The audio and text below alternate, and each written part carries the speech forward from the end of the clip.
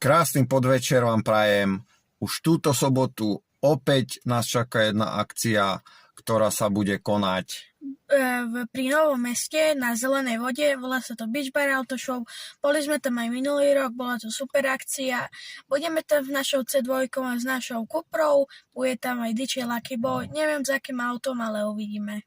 Budeme tam mať opäť našu C2, do ktorej si budete môcť sadnúť, odfotiť sa, vyskúšať si to, ako sa sedí v závodnom aute. Budeme mať tam podpisové karty, nálepky, doneseme aj Sebiho víťazné poháre, môžete sa pofotiť.